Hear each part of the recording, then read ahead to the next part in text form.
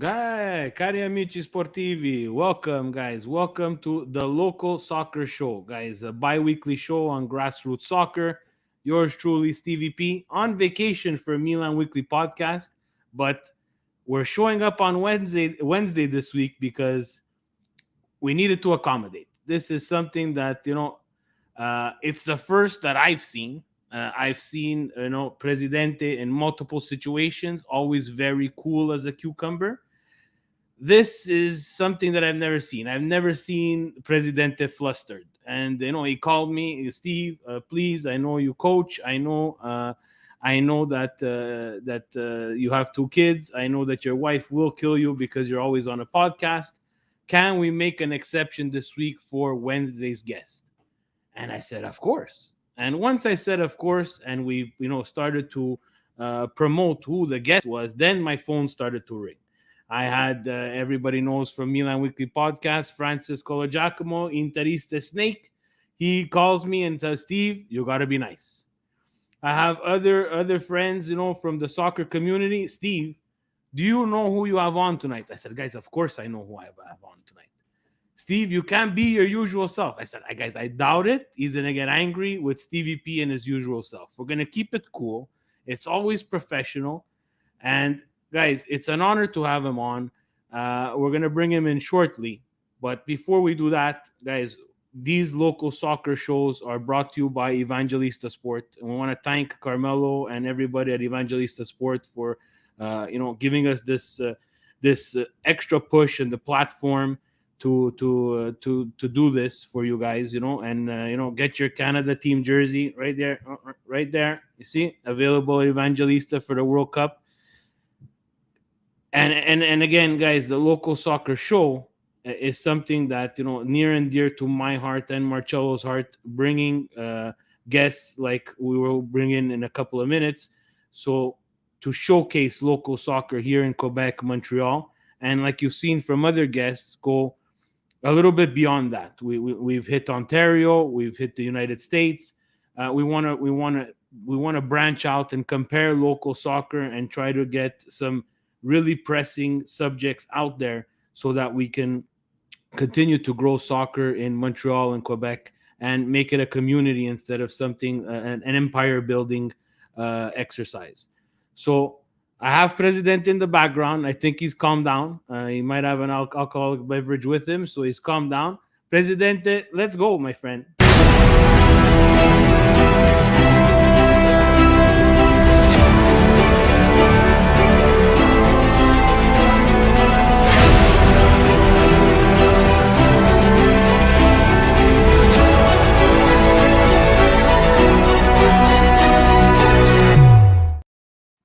Boom. Guys, without further ado, I would like to welcome Mr. Patrice Bernier. Patrice, thank you so much for giving us the time. Guys, did we mention that he has just been inducted into the Canadian Soccer Hall of Fame? So congratulations, Patrice, for that honor and everything you've done for local soccer up until now and continue in the future. Patrice, thank you. Oh, thanks. Thanks, guys, for having me. Appreciate it. And I hope from the intro you'll stay as authentic. I don't want you to change because I'm on it. So I want it to be the same flavored show. So yeah, I appreciate having you guys and especially talking a bit local soccer. We always talk European or high level soccer, but now it's going to be nice to chat a bit what happens around us and what affects us directly, which is our kids and the soccer that we are around here in Montreal and Quebec City, in Quebec, the province. Perfect.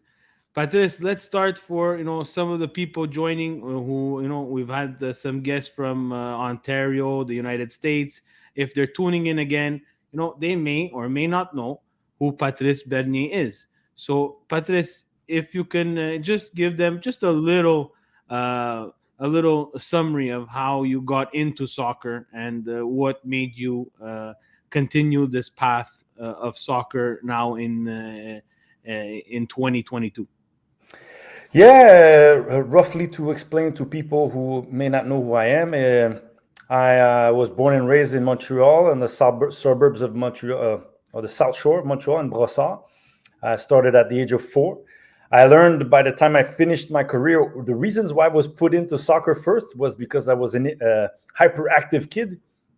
But I'm from a Haitian background, and my parents, when they came here, of course, the sport they knew to put me in to keep me busy as I moved too much. I had too much energy. They put me in soccer when I was 4 years old. And at that time, it wasn't like now. There wasn't micro soccer. There wasn't all the age groups. I actually had to play with kids older, 1 or 2 years older, because there wasn't a U4. Um, so I started the grassroots soccer in the club of l'Association de Soccer de Brossard. And slowly, through the years, I played there till I was 15. And then back then the way to get out, if you could say, or to prosper, was the Quebec provincial team. And so which I made when I was under 15s and under 17s and under 20. And through that, I was exposed and had got the chance to make the youth national teams. So I was able to go to the under 17 national team, the under 20, and the under 23 group also. And slowly throughout that process, throughout Quebec and Montreal, making the Brossard, which became the FC Select Rive Sud on the South Shore, the regional club. I made the Quebec teams, made the national team, and made my way through the ranks. And by the age of 19, 20, I decided to go pro. But before that, I did get a scholarship to the University of Syracuse when I was around 16 years old. Why I didn't go right away is because I played hockey. And I played ice hockey from the age of 6 till the age of 18. And I grew up through the ranks here in Quebec, which was grassroots hockey, local club here in Brossard. And then I went to Midget AAA, which was in Magog, and then the Quebec Junior Major League, which is the highest level in terms for junior kids who are normally picked, drafted to the NHL. At that point, I played with significant players like Roberto Luongo, Steve Bégin, who played for the Montreal Canadiens, and against players who had prestigious careers like Vincent Le Cavalier, Mike Ribeiro, and many other players who were prominent players back then. But like I said, I became a pro at the age of 20. Started with the Impact here in my backyard, if you could say, in the Montreal Impact, now known as the CF Montreal. And by the age of 20, I started and made my career for 18 seasons. Started with Impact, went to Europe when I was 23, had 9 years in Europe from Norway to Germany to Denmark, and came back once the club was introduced to, or made the big step into the MLS, and played 6 years from 2012 to 2017. And then retired on the 22nd of October 2017 from soccer. It was a tough choice, but a necessary one, because you have to move on. It's a young man's game or a young person's game. But I had the joy to start at 4 and play soccer all the way to the age of 38. And now lately, I just jumped back on the bandwagon to play again about a year ago, because I had stopped playing and didn't want to necessarily be on the field for several years. So that was my story, and I got at the same time the great chance to represent my country 56 times. So I got capped 56 times and was able to go to several different qualifying stage, even though we didn't make it. A great thing this great group has made it to Qatar 2022. Unfortunately, my generation, we weren't able to, but we still managed to play several Gold Cups, and especially one, I think we left a resounding effect in 2017. So I played the Gold Cup 2005, 2007, 2009, and then the 2017. It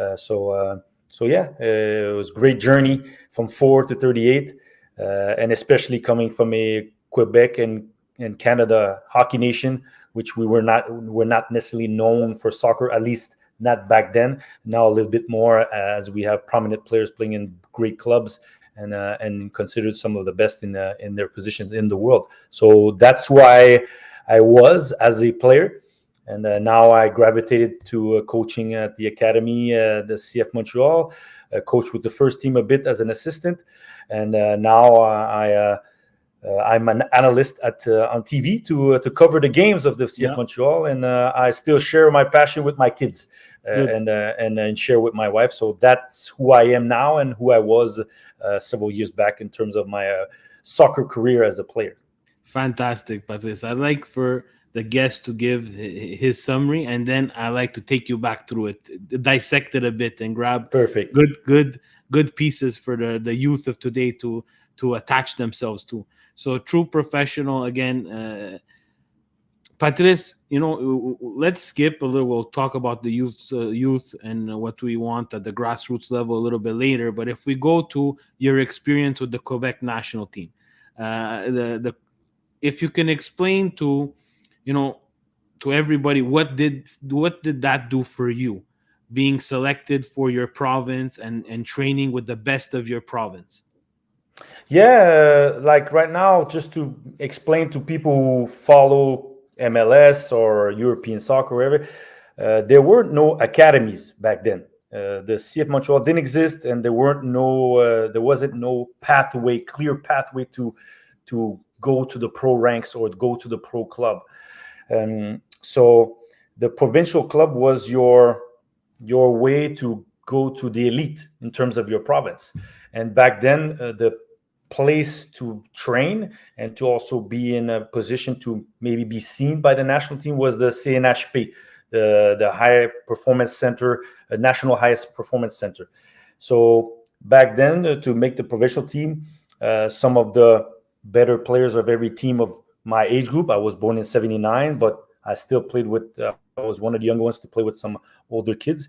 You would train on Thursdays or Friday nights with some of the better kids of the region of Montreal or Quebec, and then they would choose the better ones, the best ones, to make the provincial team and go play the Canadian national teams, Canadian championships at the national stage, which is Quebec playing against Ontario, Alberta, BC, and all. And then you could measure yourself of who has the better players or which province is the best. That was the way to play, let's say, the highest level of soccer in terms of a youth level, because you could play at your club, but the provincial team was where you could match or compare yourself to what's being done in Ontario and in other provinces. And at the same time, it was kind of a showcase or place for the youth national teams to come and select the better Canadian kids across the country. So yeah, back then it was training on Thursdays, Fridays. I didn't really like it, to be honest, because at the age of 12, I'm going to be very clear, for the under 15 group, I was already training by the age of 12 with most of the kids that are going to play in under 15.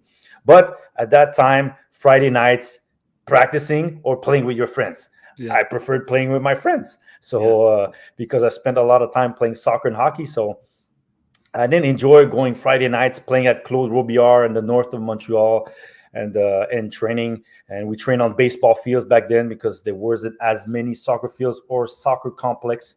To be clear, back then, you trained on what was available indoors. Even Claude Robillard, you used to look at yourself and you used to turn green with the lights. Yeah, exactly. So it was gymnasiums or playing on baseball fields, or the turf back then was a mat that was very hard and with we called it salt sand, which could burn you if you tackled or if you fell. So that was the part. And Friday nights I didn't really like, and it's my mom who told me sometime later on that the opportunities that I was getting, other kids didn't necessarily get them because they weren't training to go with the national team at a young age. So I finally decided a year later to, you know what, okay, I'll trade. And then by the age of 13, I made the under 15 team, and I was there, one of the younger ones on the team, and that's my process to elite soccer in the Quebec scene at the time. And then after that, like I said, I did the under 15s, I went to the under 17s, and went to the under 20s, which was the Canada Games. And it was great because players you played against, you were now playing with.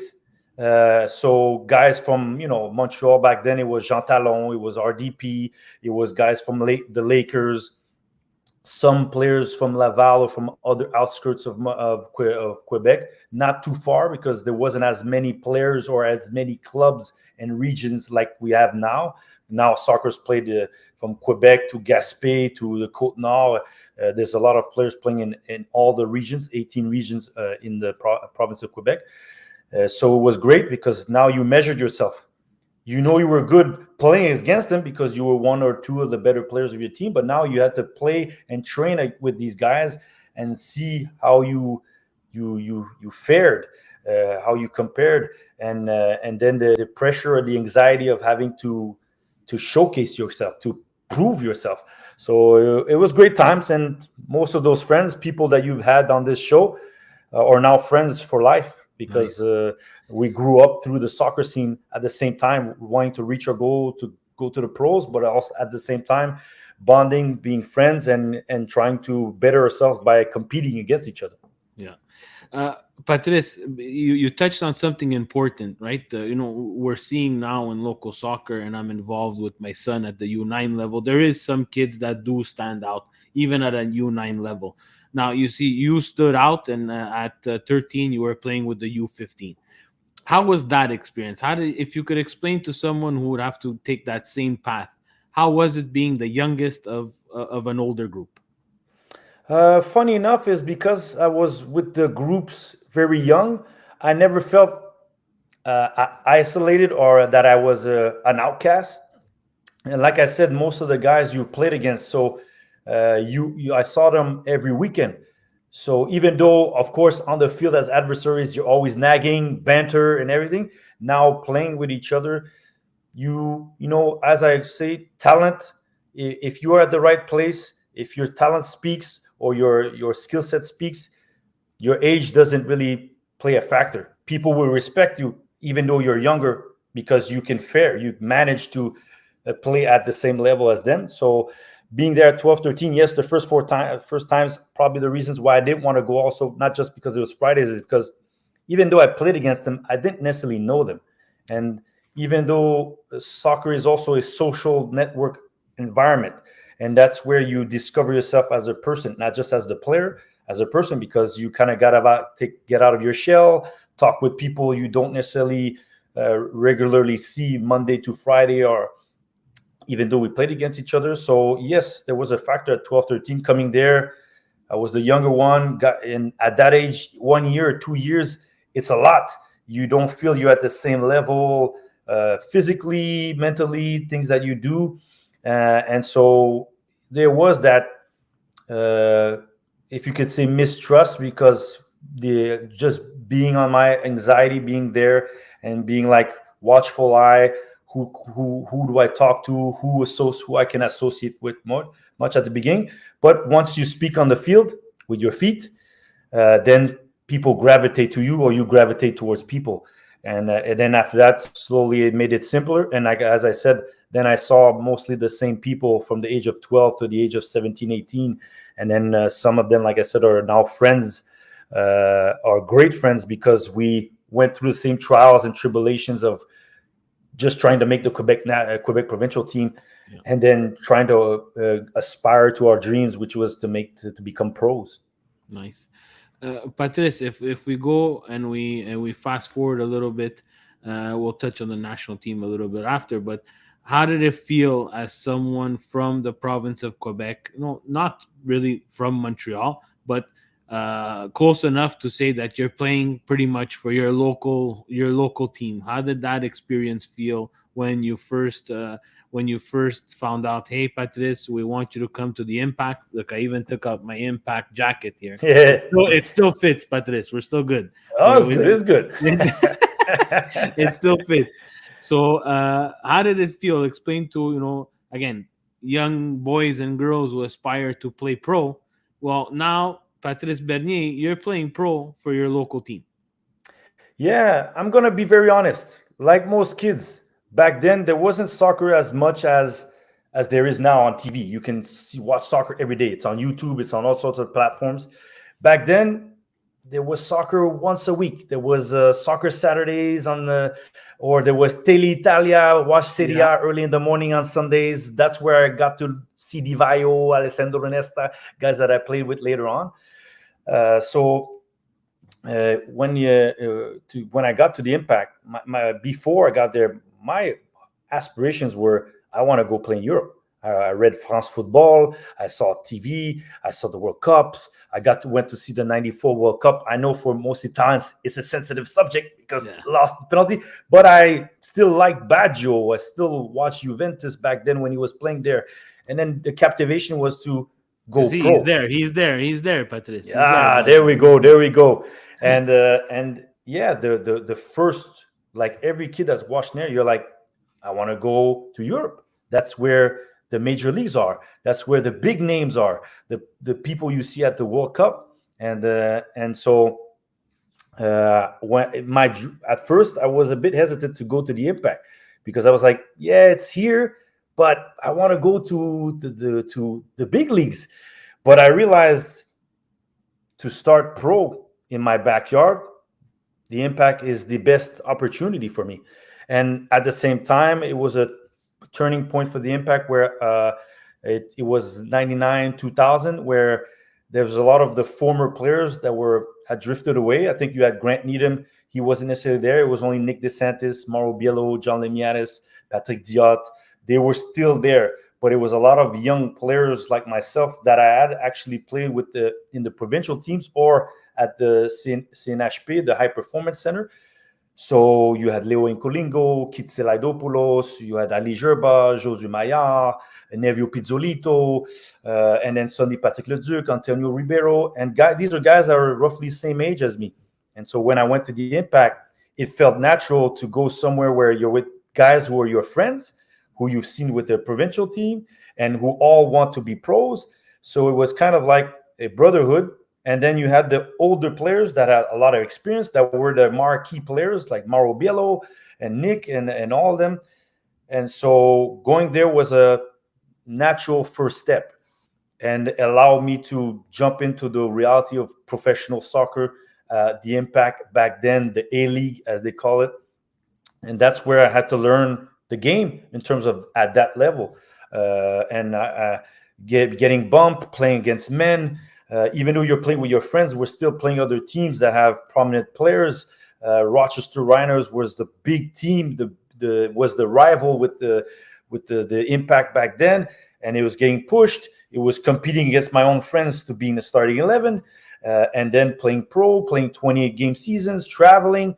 And back then it wasn't flying. It was 10, 12 hours to Pittsburgh, 5 hours of bus in Toronto, sometimes playing Saturday and Sunday, back to back, playing in Toronto one day and playing in Montreal the next.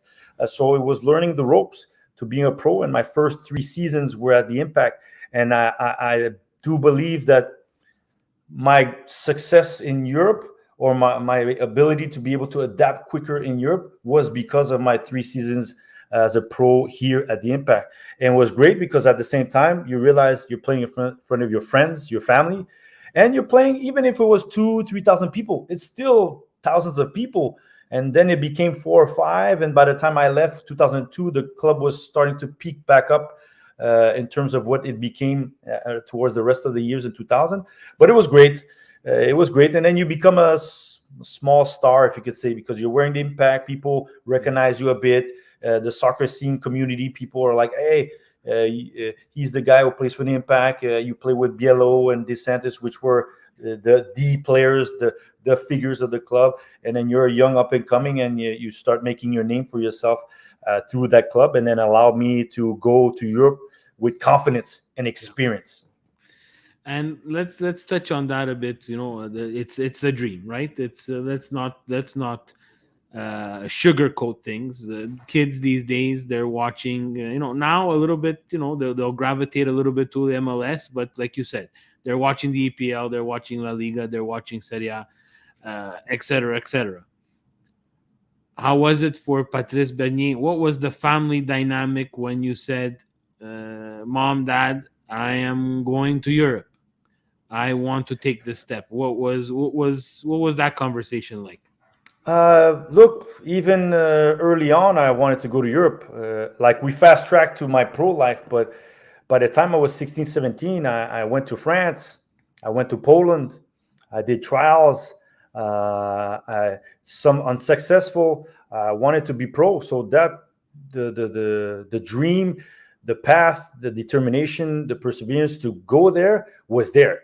Now, the decision to become pro was after my second year as a in university. I was with the under 23 national team, and I was sometimes training. We had camps where there was some men's national team player at the time, 18 players, and the national team coach, Ozek Olger at the time, German coach, had watched me and had told me that I was a good talent, but I was going to school, playing soccer 3-4 months of the year. Then there was breaks, and if I wanted to reach the highest level, reach the men's team, I needed to be in a pro environment. Meaning, I needed to train 10 or 11 months in a year to keep my progression, because at that time I was stopping a lot. And like I said, I was playing hockey, so soccer was 3-4 months of the year. Then it was hockey. Then you go back to soccer. So it was, if you could say, a roller coaster in terms of your progression, your ascendancy to become a better player. And so by the time my second year, I told and I was starting to train also with the Impact to prepare for the national team at the under 23. And I came back to school and I told my parents that I want to go pro. The national team coach told me this is the necessary step if I want to one day play for Canada at the highest level. And I'm going to go back. The dream starts with the 1986 World Cup, because I'm 6 years old and I watch it and I go, whoa, wait, my parents are Haitian, but they're big fans of Brazil. Yeah. So I grew up hearing about Pelé Yeah. and the 70 team, the 82 and 86. I really watched the World Cup and it clicks. I'm like, man, the World Cup is a big stage.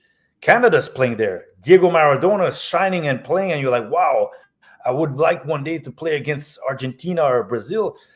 And so going back to the national team, I go, if I want to one day go to the World Cup, I got to be in the men's national team. If I want to be in the men's national team, like Ozek Olger, the coach, mentions, I have to be in a pro environment, so that now my progression is constant. There's the ups and downs, but I'm training months and full year, not like before where, as I mentioned before, there were no sports complexes. So sometimes you didn't train, or you trained once a week because it was in gymnasium in some school, or André Grasset next to Claude Robillard, or Sportsplex in Laval. There was the Bell World Cup back then. Those were the moments, but it was once or twice a week. It wasn't on a regular basis like now. Kids can train every day, 10 months of the year, 12 months of the year. So I told my parents I want to be pro, and my time is now. And then I was training with the Impact, and the Impact had actually, at the time, Zoran Jankovic was the coach, and he had asked me, would I be interested to play? And I go, you know what? This is the step I need to take to play with the pros here in my home backyard, because I had interest. Like I said, I've been to Europe, and always the same thing that came back was, good enough, but we can see he's not from an academy. We could see he needs to refine his game. So I understood that being pro would allow me to gain that experience, to catch up to the kids who are in Europe or South America who are training to be pros on a regular basis. And funny story, an anecdote, I went to the World Cup, under 17 World Cup, and we played Brazil. And what I realized when we played Brazil after, and we lost the game 2-0, was on the game sheet, I played for AS Brossard, small club in South Shore of Montreal. And the kids who I played against, Brazilians, they were in Flamengo, Fluminense, Botafogo, Cruzeiro, playing in professional clubs as a youth player, but in a professional structure. And I understood that's the difference between me and them. They're consistently trained to go pro. And me, I'm sometimes stopping, restarting, and for all the reasons that were above, as I mentioned, at the reality of my that period of time. So becoming pro was the necessary step to catch up to what I was lagging behind from playing every day, training every day, and against prominent talents, and then in a league that at the time was what was the best possible opportunity for me, which the A League and the Impact provided at the time. That's amazing advice for everybody who's trying to do that trick. And again, you brought up a great point that leads us to the grassroots portion of the local soccer show. AS Brassard, nothing wrong with AS Brassard. But when you're playing someone who's playing from a professional structure, there's a little bit of a difference there. So if we could go to the grassroots, one of the most important things that I try to, enc- not encourage, but not discourage parents to put. And I wish my son would pick up another sport. He right now he's attached to soccer. How was it for you, and what were the benefits of being a dual sport man? I would say hockey helped me tremendously in my career because there's certain things that I could have transposed or transfer from hockey to soccer in terms of take example in hockey. Yes, you have body checks, you have the contact part, and in soccer it exists using your shoulders to shield the ball to prevent the opponent from taking the ball from you, or at least shoving you straight, unbalancing you. And hockey, the transfer of weight to be able to make contact with an opponent. I learned that in hockey, where they explain to you, transfer from one leg to the other, lower your body, use your shoulder. Those are things also when I went to soccer. Now I knew how to go low to the ground, protect the soccer ball, put my shoulder into the opponent, and keep the ball distance away, and so slowly strengthen my lower body and my technique of body protection, body orientation in terms of having the ball, and all the different aspects. Because now they have futsal, you have now we're slowly developing 3v3, 4v4, 5v5. Back then, it was indoor soccer, but it wasn't on a consistent basis. So hockey, the speed of hockey in a 5v5 in a rink, and I was a defenseman, I had to be forced to, as they say, prise d'information, scan. And playing hockey allowed me to have to scan quickly because I was playing a sport that was very dynamic, very fast, anaerobic, and there's body contact, body checks where I don't want to get crushed because I was not a big body. I'm not 6'2". I'm not 225 pounds. I was 5'10" back then, 5'9" before I grew, and then I was like roughly 160, 170 pounds. So you 160, have, 170 pounds. yeah, Patrice, yeah. I was So 160 in fifth grade. yeah, so so everybody, hey, I don't know. Then after that, it must be good, some good pasta. That's for sure. I'm Yeah, pretty yeah, yeah. sure. But yeah, those the multi sports, and that's not just I was playing hockey officially, but to be honest, I was playing with my friends baseball, hockey in the streets, tennis, ping pong, American football. We tried them all, and I believe it allowed me to uh, one transfer everything from soccer to these sports or these sports to soccer, and also develop and know myself, my body, my strengths, my weaknesses, and and how the perspective of every other sport intertwines with what you're learning strategically or tactically in one sport. So multi-sport for me is something that is I preach it because I don't I believe for one, if you do too much of your own sport, at one point you're going to be saturated. You're going to be fed up. Like anybody who works too Yep. much goes, you know what? I can't see straight. I'm tired. I'm exhausted. I have burnout. This happens to kids also. So when you go play other sports, you kind of think another way. You train your body in another way. So when you go back to your sport, you have that energy and you miss your other sport and you transfer what you've learned from the other sports that you've learned, and at the end of the day, you know yourself better. And I think it helps you as an athlete because all soccer players are athletes also. And I think touching other sports helps. Now, I'm not saying you have to go and play officially all sports. It's just you may have one sport, but it's nice to touch other sport to deviate, change, so that you can it brings something else, and it could make a difference of what type of player you will be in whatever sport you choose for it to be your main sport. Me, it was soccer, but hockey helped me tremendously, and the other sports also. Yeah. And it's good. Again, I'm going to speak for myself. I'm a parent of two. We talked before. You're a parent as well. Have you found that the generations have changed? When we were growing up, it was, you know what? We're going to do everything we can do outside, but when it rains, we'll get and we'll play the PlayStation or the Nintendo, whatever we have. Now the generation seems to be like, we're going to play everything we can play, And if we can't play, then we'll go outside. It's almost like the reverse. Have you noticed there's a switch in the generations from Yeah, compared to our definitely. generation to their generation? The kids these days, the funny thing is, a lot of people are like, kids these days.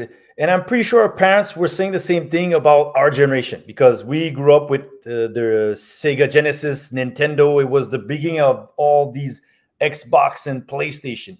Yeah. Uh, but the factor was your first thought was we didn't have cell phones. No. We weren't consistently on the visual cues of TikTok, Snap, Instagram.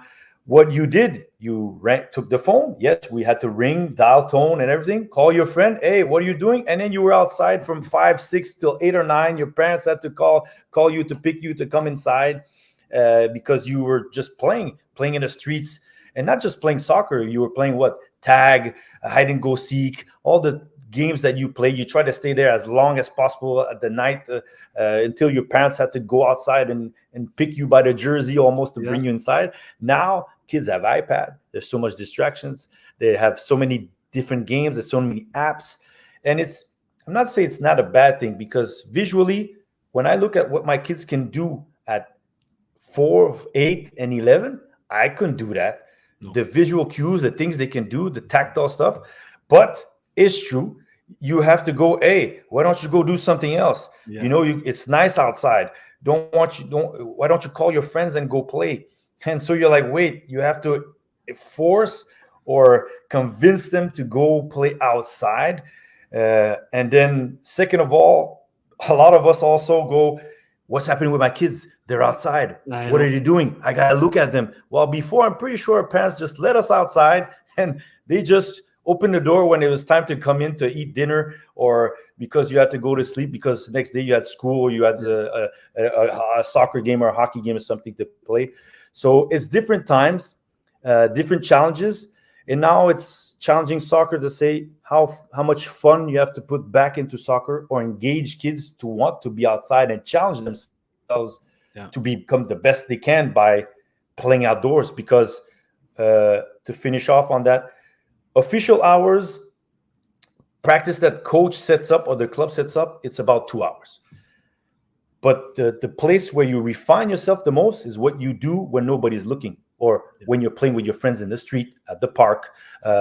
And to go back, when I didn't have any gymnasiums or sports complex like now, with my friends, what we did, we spent our money, rent a gymnasium, found a place, a tennis field to go play on, and you were creative to find areas to go and play. And that's where you develop your game the most, because your coach will coach you a bit, but to refine yourself, to make those hours that will make the difference at the end, or those invaluable hours where you're playing with your friends or you're playing alone outside in front of your garage or at the park or somewhere you're trying to better your craft. Yeah. Patrice, now you have kids of your own. You know, Yes. you're involved in what 3. three. Good for you. I don't know how you do that. I have two, and they're a force. But three, I tip my hat to you. Yes. That's for sure. You're outnumbered. You and your wife, or they should build statues of you guys, because 3 against 2, that's an unfair fight. That's a talk for another time when I'll buy you Yes. a coffee. If we go to the local soccer now, you growing up and having such success through local soccer, you see what local soccer was for you, and you see what local soccer is right now for your kids. What is Patrice Bernier thinking when he sees this change in local soccer? I go, wow, because there's a lot more coaches, qualified coaches, because back then it was a lot of volunteers. It was your father, my father, coming from their backgrounds. They knew soccer, at least they told themselves, I know soccer. And so they taught us what they knew. Now you have people who are qualified, who go through licenses, who've watched the game, but keep studying the game to bring something new. And talk about CDC, you look, they have structured plan sessions, working on technical stuff, which back then we didn't do. We just kind of played. My father was my first coach. They coached us on certain things. I don't think they coach so much on the tactical stuff. They try to do their best on what it is. And now you see what kids can do at 8, 9, 10. I have my nephew. He's 10 years old. And what he can do with the ball at 10, I couldn't do that. I barely knew how to juggle at 10. Now he's doing, round the world flicks, stuff like that. Skillfully, he's way before ahead of where I was at that same stage. My daughter's shooting from distance, which I don't remember. I usually try to carry the ball as close as possible to the goal, and then I shot from close range from the goalie. So you see the skill set of these kids is much higher at a younger age right now, which is interesting. Because they're winning. Like I said, the game has grown, and there's 155,000 kids registered playing soccer across the province. So that's great.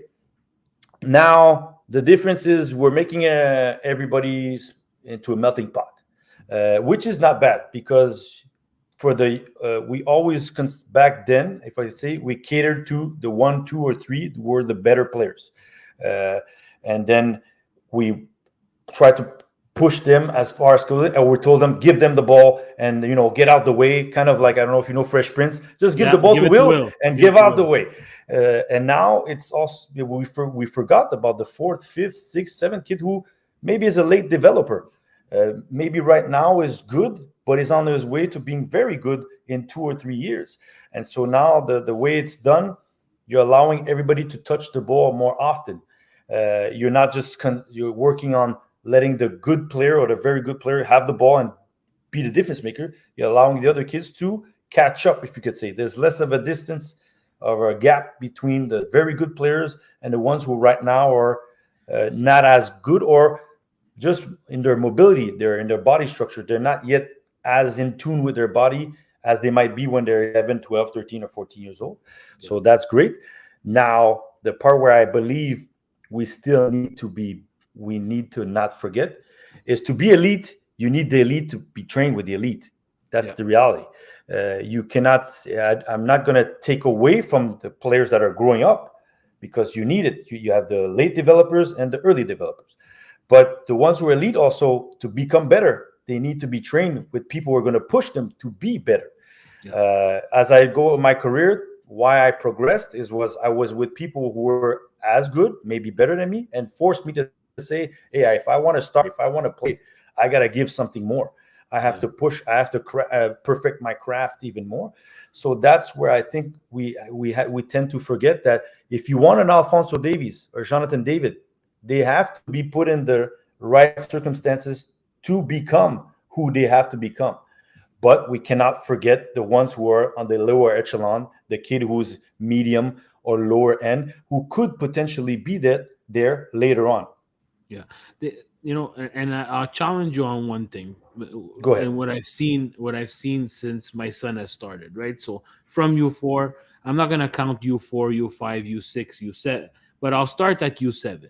So U7, U8, what I've noticed is the CDC is great at concentrating on individual skill and, like you said, ball mastery, tactics. That's great.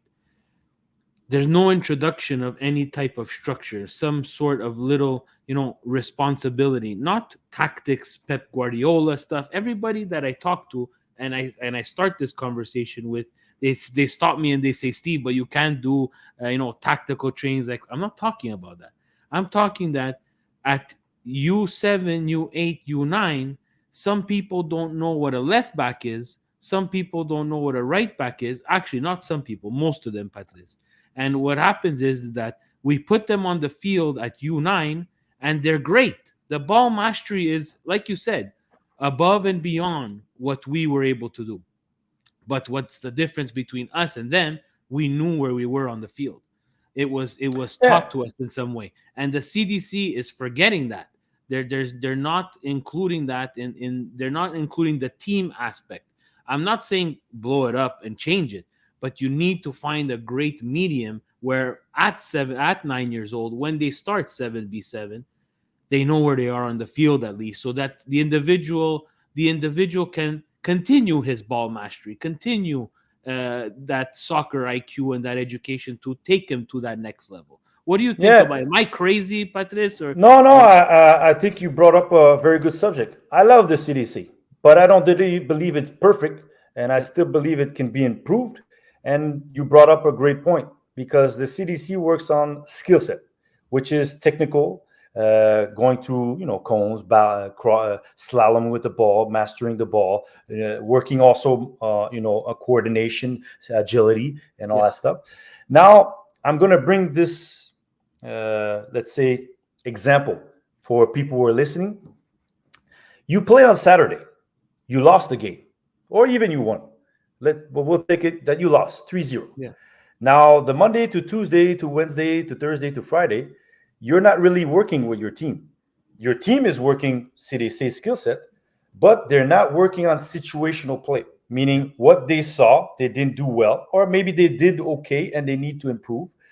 They're not necessarily seeing that Monday, Tuesday, Wednesday, unless the personal coach takes that team and does extra training or an extra practice, because exactly. everybody trains usually in atelier Yes, exercises, circuit training. So that's the part for me that where I think CDC or the program, and let's not forget, people believe Soccer Quebec produced the CDC. It's mhm, Canadian soccer. And yeah, now every province has to go through that platform and put it through. Now, where it could be better is, I agree with you, is on the tactical. And people are going to say, kids, tactical. No, it's not, like you said, playing Guardiola. It's you need to know where to move, when to move if you're playing a defender, or if you're playing midfield or winger or forward, just to get the general concepts of positions so that kids, what we want them is they're going to do mistakes, but we want them to have a, as they say, a structure that allows them to be confident and be calm to live under pressure. And yes, that you have to show them situational play, meaning if you're playing 4v4, 5v5, and stopping to explain them certain pattern movement without being too tactical. Hey, you're going here, you have to go here. No, it's just so that they have a concept and absorb, like you said, the general principles of play of what soccer is at yeah, 5v5, 7v7, and then 9v9, and exactly. then you're going to 11v11. So that's where I believe CDC, right now it's about an hour 15. It's a lot Yeah, of atelier, but it could be half hour skill, half hour work with your coach, work on how to attack, how to yeah, defend. And we all know it's written now. It's being said. No, all sports. Where do kids learn the most? Situational play. yes, Put them in a game context so that they absorb and they see it, and then they go in the game. They might make the mistake, but they've seen it. And then the more they see it, the more and more they get comfortable, the more and more they're gonna make less of these mistakes. And it's not here in 1 year, it's maybe in 2 or 3 years. exactly. The general game, they'll understand it, and their football IQ will grow, and that's where they're going to be better players, and that's where we're going to have skilled players. But let's not forget, the game is about intelligence. It's Intelligence, game exactly. intelligence.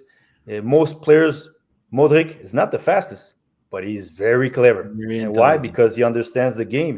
His mind goes faster so that his feet can execute what he's seeing, not just his athleticism or his agility and all, and so on and so on. Yeah. You brought up a good point. And for me, again, as a parent, I don't know if it's my upbringing, but this is, I cannot be more honest with you. I'm fed up of our generation always making excuses for our kids. As soon as it gets tough, we feel like we need to change the rules. Now, again, something simple.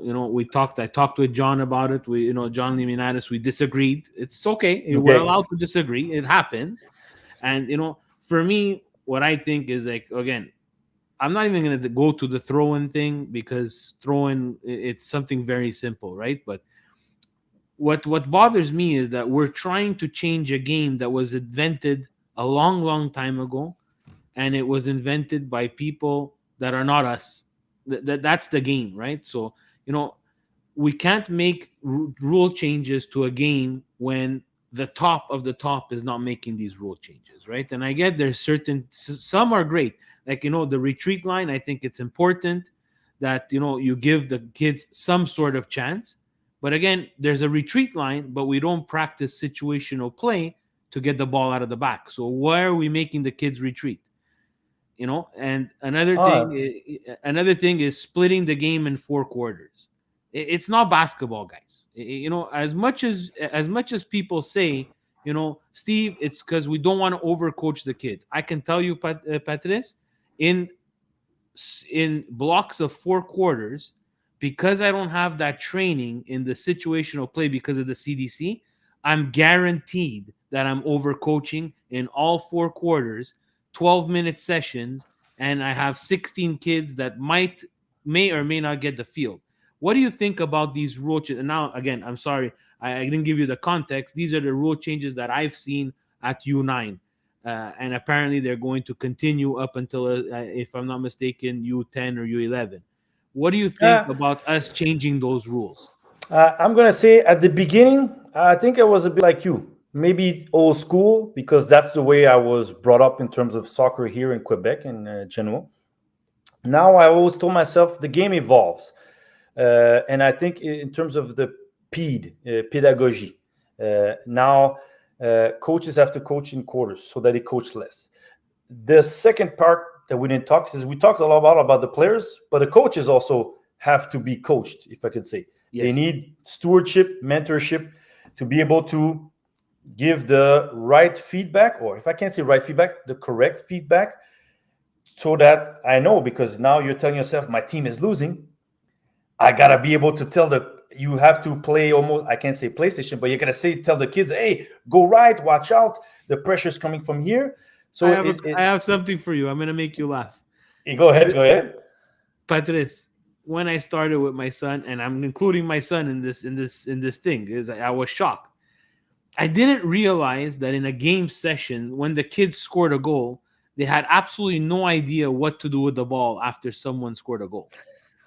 So Seriously. at a certain point, I looked at the guy. I looked at it's Carmelo from Evangelista who coaches with me. I looked at Carmelo and I said, Carmelo, they don't know what to do after they scored a goal. And he looked at me and he's like, Steve, it's impossible. So then I went and I started to think like a more intelligent Steve. I said, guys, who plays FIFA? Everybody lifted their hand, Patrice. Every single one of them. So I said, guys, when you score in FIFA, what happens after? Bang, Steve, on commence à milieu. Let's go, les guys, on commence à milieu. And you know what? Since then, they were able to figure that out. So I think the See, coach but has to that's be a the little bit part. smart. Yeah. See, but that's the part is somebody could have went, my God, these kids, they don't know Yeah. what's soccer. But you used something they refer to because right now kids they probably know the game better through FIFA than Yeah. actually playing it. But that's where the part is. As much as the kids are growing, the coaches have to grow too. I believe the game is evolving. I was like you. I was like, four quarters, because I saw last year, first time I went to see my nephew play, and I saw, what, 3 periods? Why is there 3 periods? Yeah. And my mind was thinking, when you're going to play 40, 45 minutes, you're not playing 25, you're playing 40. But I do understand it's a process of how to better dissect the game to allow them to, let's say, learn it, process it probably better. And also probably the coach to know how to fix problems, or at least alert your team to the situation that's happening. But I go back in CDC, that's where I think, or either coaches have to take some of their own personal time and say, you know what, I'm going to take my own team and make an extra practice so that my kids understand what I mean when I say, change, change the point of attack. Yeah. Because I may say it, but they don't understand it. So I have to showcase them that. So all the CDC is great, but it can be improved. It should be evolved, and all the other stuff in terms of, yes, back then it was reverse psychology. Yeah. We used to, our fathers, our coaches used to yell at us to stir us to do more. Now you have to coach them in the positive aspect, and it's not wrong because it's proven. It's the study shows the more positive feedback kids takes it, develops confidence. But I do agree, like you, when they travel or face adversity, that's where it becomes a problem. because we're like teaching them, we're trying to tell them that adversity doesn't exist, but it exists because as they're going to become adults or in other games as future and in life by itself, Yes. because the game is also a teacher of life skills. It's not just hey, winning and losing. It's learning. Sometimes you're going to have to face things that they're going to challenge you. You might not like them. Now, how do we overcome them? How do you pass the obstacle? That's where I believe sometimes we're a bit too, yes, it's just a game. Now I'm going to bring to the aspect of human nature. Yeah. Kids, humans are competitive naturally. And when if you say no, look at your kids when they play one with each other. They play, they count score, they come to you, hey, he pushed me, da da da, he's doing better than me. Naturally, that instinct is there. So it's just to not overwhelm them to make it too stressful. That's the part that we have to differentiate competitiveness and stress, because Yes. the stress of a kid going to play a game is already stressful. They already go there, they don't know if they're better than the other kid. And then you have the parents who probably yell around, pass to him, do Yeah. this, do that. It's a lot of stress, it's a lot of noise. And so that's where I think we need to be better so that the kids absorb the right information and they're not distracted with everything that's happening around and they don't know what to take. Is it the parent who's saying, don't pass the ball, go and score, or pass the ball, you keep the ball too long, or the coach saying, hey, we're winning, we need to protect the score, all that, all the stuff that we Who's put right in the end? excess Who's on right? the Yeah. on the kids. So it's a learning process. And like I said, a lot of people who talk to me about CDC, I didn't know what to say. I said it's gonna take time, but it does need to improve. Yes. And I think the good thing is we have a foundation, something you could say all kids are working a bit the same. Now, can we improve it? Because as you go to school, all kids work the same, but at one point, there's class enrichi, there's this. Uh, it is the natural aspect that if you want to become better, you want to do more or go to certain aspects to perfect your game. So we have the right foundation. Now, can it be improved? And by brainstorming with people like you, people that are DTs that see what's happening and can add on. It's not that it's bad. It's just can we add on to make it better? That's where I Yes. think we should be heading towards to make the next Alfonso Davies, or at least should I say more of them? Because now Yes. it's just one or a Yeah. few. But can we have more Tejan Buchanans, Ismail Kone, and all of them where they're just flocking from everywhere because we've nurtured them to be the best talent and express themselves to the highest potential that they have. Yeah.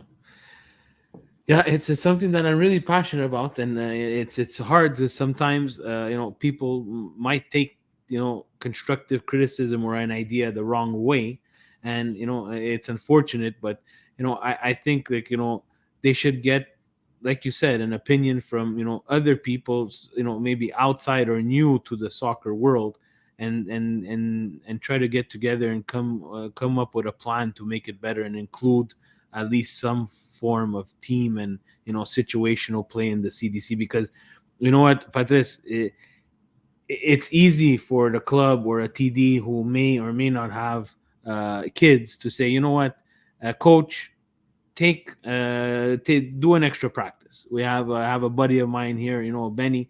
He coaches his son, and in his club, he's saying we're not allowed to do extra practices. So imagine some clubs have rules and Yeah. regulations against that, and they can't. And some, but this, like you said, you were a double sport kid. I have tons of double sport kids. I'm gonna ask the parents to come another night. Some parents might say, you know what, I don't have the time, Steve. I don't have. I have two kids, two double sport kids. We're outnumbered. We can't. And I think we can fix the time management of the CDC to include this in there, or extend it a bit to include some situational play that could just make everybody happy at the end, right? But Yeah, I believe you're right. But I'm going to bring another aspect, a yes, cultural factor. yes, Is here the number one sport in Canada is hockey, and yes, in hockey they practice 3 or 4 times a week, play right, 1 or 2 games a weekend. But when we come to soccer, we still have that sense that we shouldn't practice more. But yet, if your kid is in hockey, you're gonna do the extra training because we all go NHL. We Yes. see QGMHL, NHL, but soccer, we've been kind of, I can't say brainwashed, but we always No, see it as, we're conditioned yeah, that it's the secondary sport. yeah, it's a summer sport, Yeah. we have to take the holidays and stuff like that. While in hockey, the mentality is completely like it's in soccer in Europe or South Yes. America or Africa, where they're like, hey, extra training. We want to perfect, we want to do this. So also, I believe it's culturally, and it's not for everybody, because I understand in clubs you have those who come in and they just want to play, it's for Yeah. fun, they like it. And then there's the ones who are there and want to improve, they feel that they can go further on, they can probably, some feel that, hey, I can play a year above because Yeah. I'm as good in my turn. But I still believe also that in our country, because hockey is the main sport, we know the way. But soccer, we were like, what is really the way? There's the academy, CF Montreal, but after that, how is it? We're now CPL, other stuff are popping up, and now we're starting to see that there's a pathway. But in hockey, we don't question it because we know this is how it has to be done. You want to go to elite, you have to be here, sport études, here, train 3, 4, 5 times a week. But then when we come to soccer, the mentality changes. We go, yeah, but I have another sport, because they don't necessarily see it as, oh, my kid could reach CF Montreal one day, or my kid can play for AC Milan one day. I believe because he can be the next Jonathan David. And I'm not pushing parents to go over the top. I'm just No. saying culturally, we have a different way of seeing things when we talk about these two sports, because hockey is consistently in our faces and in our ears, while soccer, we only see the Europeans and we say, but it's the Europeans, they do it that way. No, everybody does it this way. The Americans, they're doing it quite. We're Yes. now slowly catching up, but the Americans are doing it, and they see it also as something where they are competitive in any sport, and that's Yeah. why they've progressed so fast so far, and that's why they have so many players now playing in prominent leagues and in top teams also. Yeah. Great point. Great point on that. The cultural aspect is something that people tend to forget from time to time when it comes to soccer and Yeah, extra no, because practice. hockey we don't question. Yeah. No. Pro, sport If études, there's ice, yeah. midget. If there's ice, Yeah, we're gonna this play. ice, I'm gonna pay $125 for 1 hour of ice time, but paying $25, $50 for a soccer practice. But you see Uh, how we perceive things differently, because hockey is like, oh, this is what is needed to yeah. excel. While soccer, yeah, am I really get, we find another field that costs less or something like that. Yeah. So it's just the way we approach things. And I'm not going to lie, it's a bit sometimes something Canada inferiority complex that we've had Yes. in soccer, that we're not necessarily good at it and we're not going to be great. While now the process of this new team says we can be good, we can be Yes. great. Our mindset just needs to change, or is changing, if I could say. It is changing. Or guys, for everybody who's on watching live and who's going to be listening to this in your car or while you're running, we're already an hour in. So if you're running for an hour, good for you. And I have a couple of more questions and take a bit more of Patrice's time, and then we're gonna let him go. Patrice, what's you coached at the at the academy, and you're involved with your kids. What would Patrice do? What's your methodology? What do you see an academy or a club should be like? Uh, in terms, first and foremost, you have to create a culture. Culture is not necessarily standard of high performance. It's where people want to come and associate to your academy or your club and identify to it. Meaning, people want to volunteer. They see not the professional route. They see a family. They see my kids being in an environment where they feel safe and they're growing and they're progressing. Because first and foremost, what do we want for our kids? We want them to progress. Yes. Just like my kids are in school. If they're not doing well, I'm going to find a tutor. I'm going Yeah. to want them to progress because I want them to succeed. Uh, and so creating the right culture where people feel that they can give your feedback. constructive criticism, you could say. And then first and foremost for me is training a way where at the beginning, U4 to U9, it's fun and competitive, meaning they're slowly growing to enjoy the game. They feel that when they finish it, they had fun, and that the competitive is there. Playing number games. How many times can you do more than the other? Those are natural aspects, and then refining technical stuff, because the way I see it is, if you have the technique, then it allows the coach to work on tactical stuff.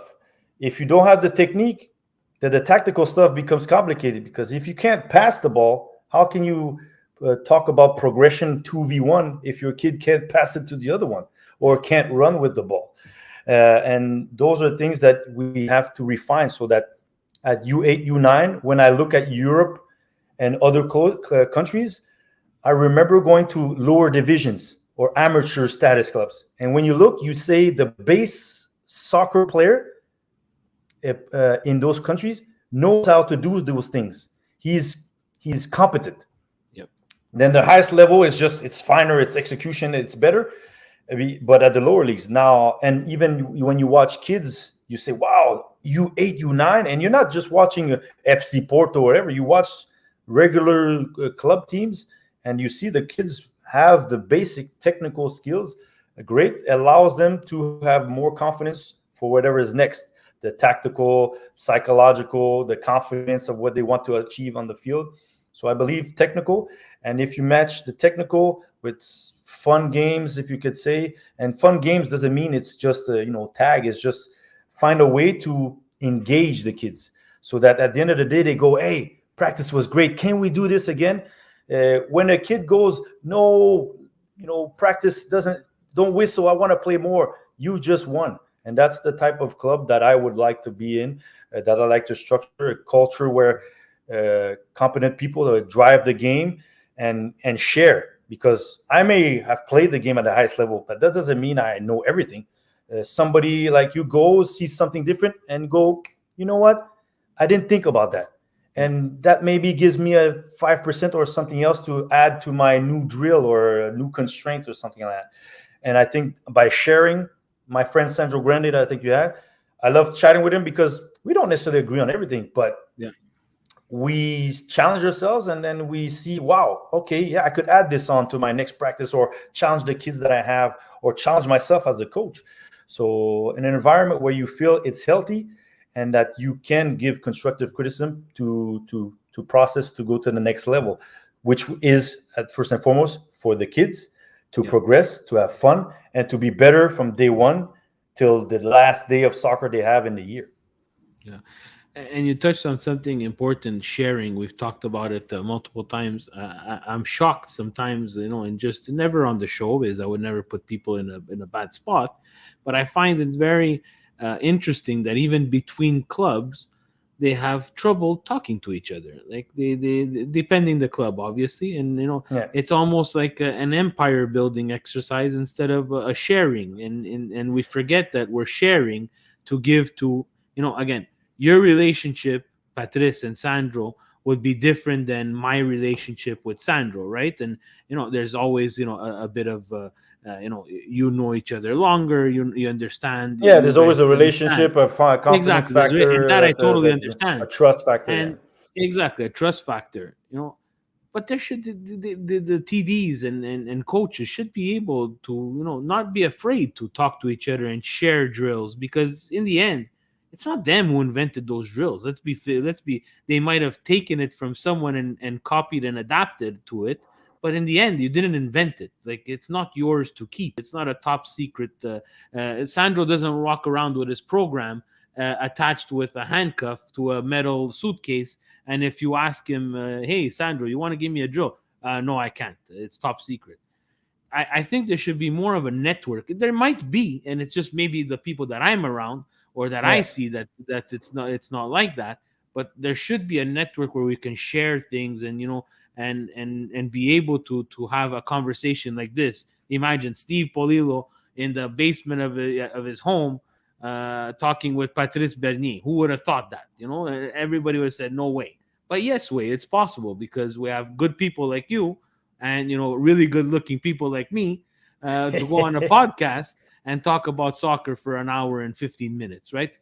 Patrice, you could tell everybody we never met before. No, no, this is the first time we actually exchange, at least that I remember. Maybe we saw each other No, when I no, was we playing never, with the never, Impact, but I never. mean, this is the first time we exchange. And yeah, I think you're completely right when you say, you know what, you're not reinventing the wheel in soccer. But by sharing, you might be becoming something that it evolves whatever was done before to new things. Like people look at Pep Guardiola, they see Manchester City, and they go, "Wow, 2-3-5, Yeah, the system." But if you go way back, Johan Cruyff, Total Football, they were doing this back then. High pressing. yeah, Most of these teams is just because now the age of media platforms allows you to have all this information a little bit more and go, wow, this is ingenious. He took what he's learned in Barcelona, what Johan Cruyff, the philosophy, and he's now making it to another step. But he didn't invent all of this. It's still there. Now he has the right players, and he's always consistently pushing the limit. But we're not reinventing soccer. The drills that we're all doing at CDC, I'm pretty sure you go to any site and you're gonna see the exact same drill, just maybe written differently or different drawings. It's just after that how what you put into it, your passion, the way you explain it, and how the people feel when you're actually executing it and showing them. And like you said, to share, uh, the biggest companies in the world go to formations, go to seminars, conferences, and even though they don't share the finite details, they do talk about what's coming, what are the tendencies, and how can we push to the next level. yeah. So that's where I believe if we want to be better, better coaches, better this, of course you're going to share. Of course, I understand people are not going to share everything, No, but you obviously. can talk about subjects too. As I mentioned, you might bring something up and saying, you know what, I didn't think about that. Yeah, And it's not because I was a professional and you weren't that. Oh man, uh, what you're saying is completely abstract. Football, the beauty of it is everybody agrees to disagree. Nobody is really on the same page. I may like possession soccer. Somebody likes counter attack. That doesn't mean that his is not bad, is not good. Is that's the convictions he has of what he believes soccer should be, and the ones I have. But by sharing, we might I might use counter attack in my game because that's what I need, and he might use possession in his game. So that's the way I feel it. But now we're not all the same. We don't all see the same thing same way. But it's great to be able to share. And I'll talk like this. And like I said, I have a few friends I can share, and I love talking about soccer. So people who know me maybe believe I talk a little bit too much, but it's because I love the game, and I exactly. always believe the game can be push. What's the next thing that can happen Yeah, in soccer? What's the next frontier? So it's great to share. yeah, and it's even I'm seeing it now. I have buddies who coach their their daughters, and they see it now as their kids grow. It's almost it's an addictive drug to see what you're putting as a drill on a field, what the finished product comes out at the end, how they evolve, where they couldn't make a pass, now they're switching play, now they're giving instructions, they're taking instructions, they're scanning.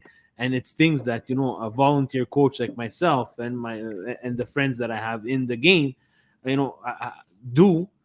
And that's the happiness. That's when my friend calls me at 8 o'clock in the morning and he's like, Steve, how did your game go yesterday? And we talk for an hour before Yeah. I need to start work, right? I have my real job to start, right? So that's the beauty of it, and that's what's great about soccer. And I saw a quote on Twitter which was crazy from a coach, basically saying, the, the beauty of soccer is even the evaluation that the guy gives sitting at the bar might be the correct evaluation of a Mhm. player or a play. So that's how dumbed down the game can be, and how beautiful it is in just being pure as soccer. Now, at an hour and 15 minutes, someone in your household is going to get angry at you that you need to get back to your family. So I want to touch on just two little things. I want to talk, what's next for Patrice? You stopped playing, you went the analyst role. We saw you with a friend of mine, Rocco, who's a friend of yours as well, doing the World Yes. Cup, which was a great production with the TVA. What's next for Patrice? What's next? Right now, we have to see if we have the CF Montreal games next year because right now things have changed correctly. Just to show how soccer evolves, MLS will be on Apple. For me, I hope I can keep analyzing games with TVA Sport, depending on what the company is going to have for next season, because I love being around the game. But I do miss the field. I left because I wanted to be closer to my family because now I see my kids. I'm there on the weekends. Just tonight, my daughter was practicing. I was able to go watch. My wife is on the field, but I missed the field. The next best thing to being a player is being coach because you're on the field. You're just not executing, but you're on the field. And I missed that. I had soccer clinics during the spring break. Now I will be developing something where either I'm doing clinics myself. I can't say an academy because I'm still connected to the CF Montreal, but maybe I do clinics that help out to perfect, if you could say, to share my knowledge and what I believe, how the game not it can be taught, but how I want to share the game with the kids. So in some way, by next year, I'll be coaching more. Maybe back at the club, I don't know. But for sure, I will be back on the field because I like it. I'm with my son who's 4. Yeah. And I think I spend more energy than he does. And he's my son. People who see me on Instagram and see my son, he's got a lot of energy. And I know where he takes it from, Yeah. but I love it. I love to share the passion. And I'm consistently thinking of how can we better teach the kids or find things for them to better improve or learn how to play the game. Yeah. So I am hoping to be back on the field sooner than later, and after that, who knows? Maybe on a bigger project. I love CF Montreal, and like I said, I grew up through the club. Even though it's no longer the Impact, it's still people who I know, the owners or the people who invested since day one, even before I played there. But after that, can we have a CPL team? Can there be more for soccer here? Because I still believe we not have tapped into how far the game can be can grow just in our province, just in the city of Montreal. So maybe jump into a project that allows it to bring something next level to a certain extent. But analyst and definitely be on the field. That's for Amazing. sure. I wanna know. I'm gonna. You know what? Marcello's gonna provide you with a GoPro the next practice. I want to see the coach's reaction when he sees Patrice Bernier as he's doing his drills. Did he get all flustered? Does he get all? Is there pressure on the poor guy or woman who's doing those drills at U4? Do you give him the stare down sometimes, Patrice? Like, what are you guys doing? People who know me, I am intense. I know people see me as the player, so very calm. I'm calm and composed, maybe sometimes cold. But on the field, what I've learned is your passion. No matter how you are outside the field, once you're on the field, that is the true you. That is, and when I'm on the field, my son, I love my son, but he knows that it's always going to be, I won't say demanding, but I'm going to be willing for him to push to the potential they have. Yes, because I know what it took to push to where I got, and people have helped me because it wasn't just me by myself. I had my parents, my friends, my sisters, my wife, and friends, like I said. So on the field, it could be for some people maybe intimidating because I do understand that people see Patrice Bernier, the former player or the national team player or the inductee to the Hall of Fame. But me, it's the passion. And what I love is people like you. I think the part where we are not as great as hockey is hockey. Everybody wants to coach. Yeah. No matter they played Pee Wee, Junior Major, NHL, Beer League, they all want to coach. While in soccer, a lot of us are like, yeah, I don't know. And then they criticize when the coach coaches. And then you've played the game. So share it. There's nothing wrong with sharing it. You're not going to be wrong. You're just going to be better.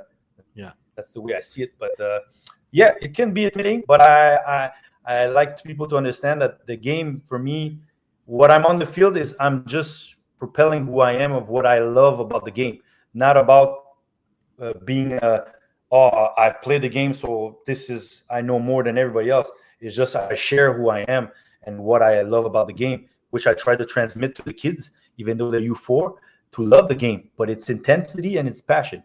Yeah. Yeah, Patrice, I agree. I'm someone who wears his emotions on his sleeve there, and even me sometimes I need to take myself back when I'm on the field. And I'm But like it's you. better to be able to dial Yeah, down than to have yeah. to dial up. Oh, I never have to dial. I need to dial down. At the CDC, my voice travels, and I have friends from on the other plateau come and see me. It's like, oh, good correction on that drill there. We heard you from the second plateau, and those are the laughs and the memories that will make tournaments and so on. The last point I want to touch on before we get to our rapid fire, interesting and funny questions is you know I would be doing you a disservice if I don't mention this to you. Congratulations, honestly, to be nominated to the Canadian Soccer Hall of Fame. It must Thanks. have been a great honor for you and your family and all the hard work that you put in. How was the family during this process? Because it's not every day that someone gets inducted to the Hall of Fame of their sport that they've played since they were, like you said, 4 to 38. Yeah, it's great. You play this game to because it becomes passion. It becomes something you want to do. It becomes a dream. It became a job that became a career and allowed me now to be, if you could say, immortal in terms of Canadian soccer. But what I love about that status, if you can say, is the hard work from my parents. The hours they drove me right and left to go on the field, the efforts. Because as much as some days, and I'm pretty sure your kids and my kids are the same. I don't want to go to practice Yeah. today. I want to play with my friends, and they were like, "No, you need to go." And the way I repay them, if we could say, because I don't think I could ever repay what my parents have done for me, was to be at that level. And for my kids, I'm just happy that my son was 3 months old when I finished playing. So does he know his father playing soccer? I think he knows, but he doesn't know to what extent. And to live that moment with him and my daughters, because when I told them why we're going to the national team game, they were like, "We're going to go watch Alfonso Davies." And I go, "No, it's because first and foremost, your father's going to the Hall of Fame," but they don't understand the Hall of Fame. No. Now they do understand national team. They got to see the players. They got to be on the field. And you want to share experience that, just like me, the 1986 World Cup and all the other were moments that ignited, that fueled the fire.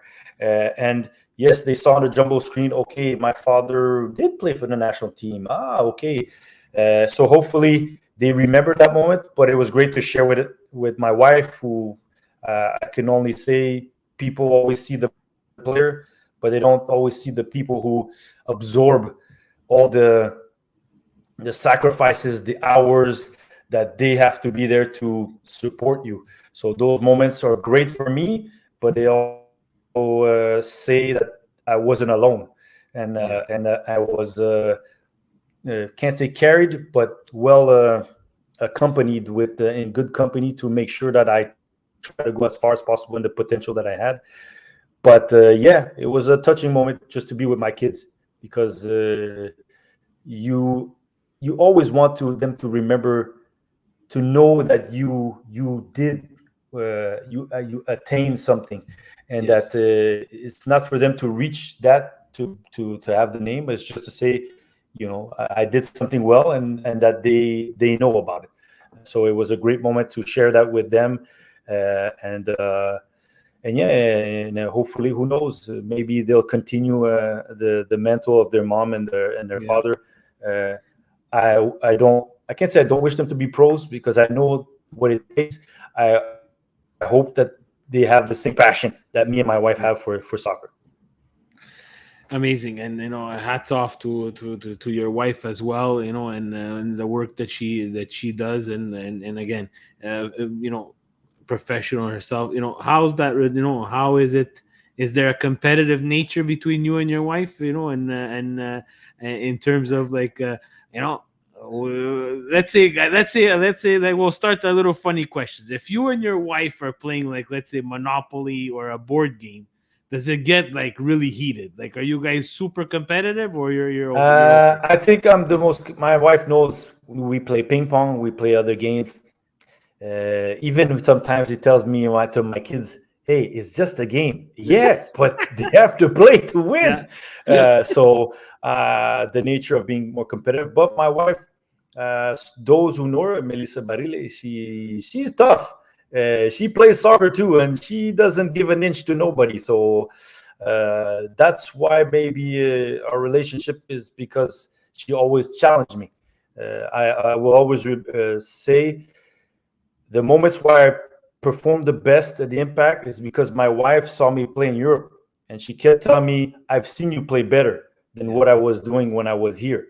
So always pushing the envelope to saying, "You can, I've seen you play better." And so it always pushed to say, okay, I'm in too much of a comfort zone, or I can do better than what I've done. So number one critic, number one fan. And so, yeah, we're tough. She's tough. She doesn't like to lose. I don't like to lose, and so I can't say it's a great environment to be in, but we don't really push our kids. But they understand that we're competitive. Yeah. Next question for you is your favorite professional. Like, I'm not saying, let's let alone the teams that you played for in the Impact, but a team when you were growing up. What's the team that you rooted for? As a kid, it's funny because I started off where, as I mentioned, there was Soccer Saturday. There wasn't the games like you see now. So I started off watching EPL. So probably Manchester United at the time, because Eric Cantona with his, his collar up, Growing up. he had, je ne sais quoi, and they were the team that played the most on TV because they were the prominent best team at the time. Then Serie A, I loved AC Milan at that time in the Grande 90s because Patrice, grande you had Patrice, Boban, campione d'Italia, Patrice. Boban, Savicevic, George Weah, Maldini. It was just seemed like an elegant team, and so, but the team I really support is FC Barcelona. That's for sure. In the 90s, I got connected to El Fenomeno Ronaldo. Yeah. I saw him play, and then I saw he was playing for Spain in Spain in La Liga, and then I started paying attention, and then I started knowing more about the club, and I saw the history, uh, and then I just fell in love with the club. And then after that, there was Rivaldo, Romario, Figo, and Ronaldinho just brought it to another level. And then we all know Lionel Messi and Pep Guardiola. So FC Barcelona is the team that I support. That it's outside of the realm of CF Montreal. Nice. Another quick fire question. Two more. One is, Patrice Bernier, the player. As you were growing up, was there someone in particular that you idolized and you wanted to mimic your game around? I'm not saying copy or become, but mimic Yeah, and take different parts of of his game to incorporate in your game. I touched the base on him. El Fenomeno Ronaldo, because he was doing things in the 90s that guys are doing now. Yeah. Elastico. He was going at full speed, velocity. It was two or three players. And the thing that confirmed it even more for me is when I played with Alessandro Nesta and Matteo Ferrari, and I asked him, "Who's the best player you've played against?" And Yeah.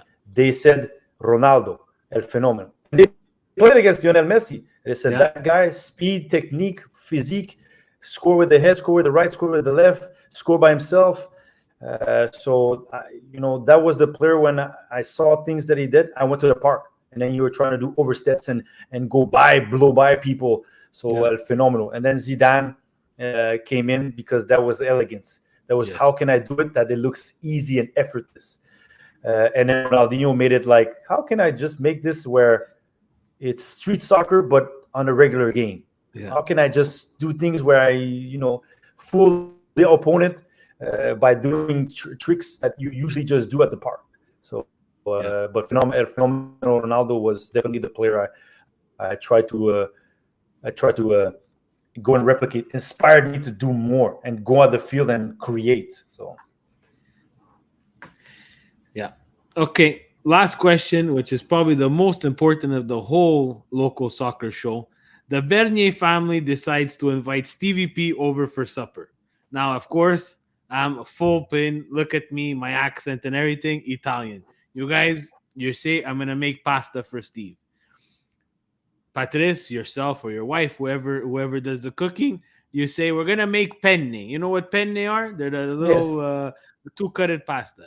yeah. Is it for Stevie P and the Bernier family? Penne lisce, which is the penne with no lines, or the penne rigati, that's the penne with the lines. I would say penne lisce, but my wife is half Italian, Why? so Why? Patrice, no, no, no. I'm Now not. we gotta rethink this whole thing now. Penne lisce are like But then I goldfish. have to ask her because she's the specialist Well, because we're gonna she have grew her up. on next time. We're gonna have her Yeah, on next time, and we're would gonna not be redo not. the question.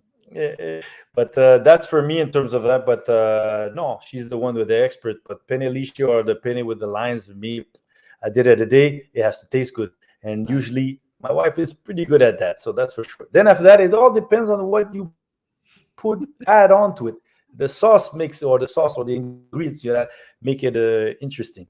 If I finish, I'll remember once one anecdote of back in my time. I played with Roberto Sorella, Enzo Coco, and guys that were from RDP.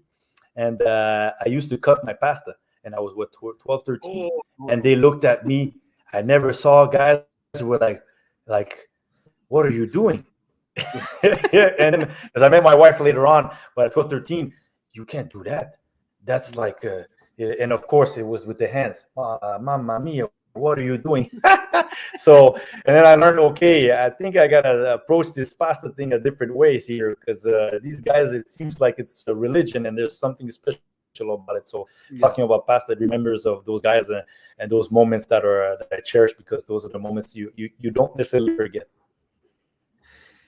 Okay, guys, we've taken over an hour and 30 minutes of Patrice's time. Patrice, again, I want to thank you on behalf of Milan Weekly Podcast and the local soccer show for giving us your time. Thank you for everything that you've done for local soccer, Quebec soccer, Canadian soccer.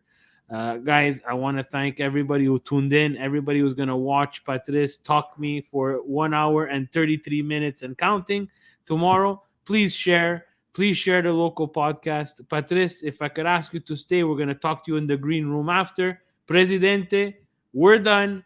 Mr. Bernier, thank you very much. Have a nice night, everybody.